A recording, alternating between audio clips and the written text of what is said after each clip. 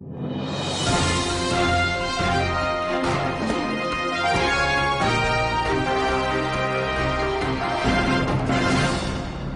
you for tuning in to This Week in Poker. I'm Lizzie Harrison and Christy Arnett is back. We're coming to you from the Card Player TV studio. It's finally upon us. Today at noon, the 39th Annual World Series of Poker began at the Rio right here in Las Vegas.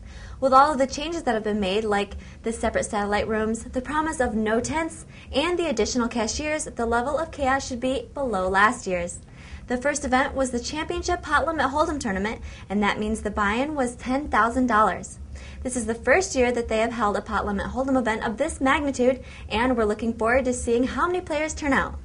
Last year, a record was broken at the very first event when 21-year-old Steve Bilirakis became the youngest bracelet winner at the time when he defeated Greg FBT Mueller during heads-up play.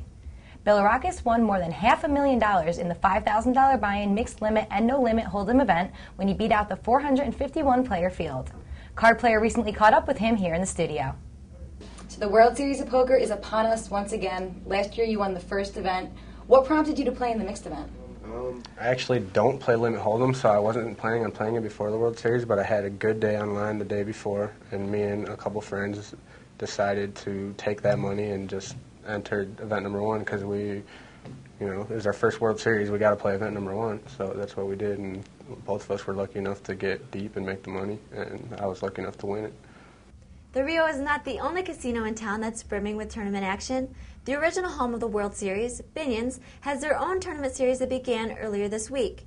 The Binion's Poker Classic features a variety of games, and tomorrow's tournament is a $150 buy-in Pot Limit Hold'em event that begins at 4 in the afternoon.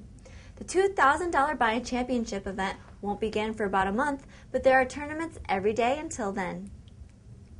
If you want to play poker on the Strip and spend a little bit more on your entries, then you should head to the Venetian for their Deep Stack Extravaganza. This is not the first time that the Venetian has held this series, and in its previous incarnations, it has attracted massive fields, which, in turn, created healthy prize pools.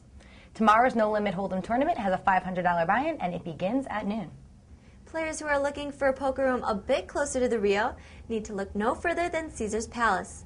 The casino's Mega Stack series begins tomorrow at noon with a $500 buy-in No Limit Hold'em event. Entrants in event number 1 begin with $12,500 in tournament chips, and for a $10 add-on, they'll get $2,500 more. The blinds are set at 50 minutes for the preliminary events, and the main event, which is on July 7th, will have hour-long levels. By the end of this summer, you'll want to get out of the desert, and luckily the Asia Pacific Poker Tour has you covered. The first stop of Season 2 will be the Grand Waldo Hotel in Macau this coming September.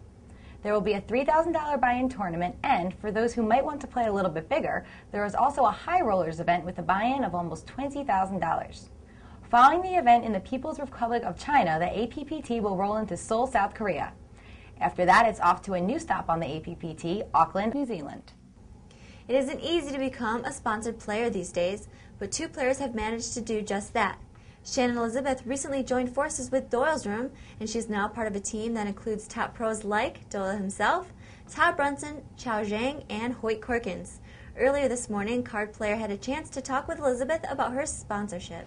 Now, congratulations on being signed with Doyle's Room. Thank you. Are you making your debut at the World Series? Yeah, I'm representing them here at the series, and they've been great to sponsor me, and hopefully we'll do really well together.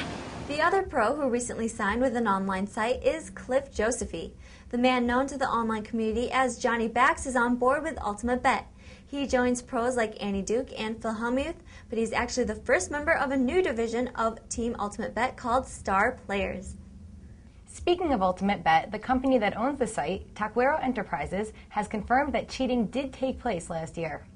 Their statement says that people who worked for Ultimate Bet before Taquero took ownership retained an unauthorized software code that allowed a total of 18 different accounts to view their opponent's hole cards.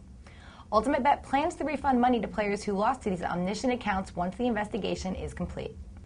And that sums up This Week in Poker. I'm Lizzie Harrison. I'm Christy Arnett for Card Player TV.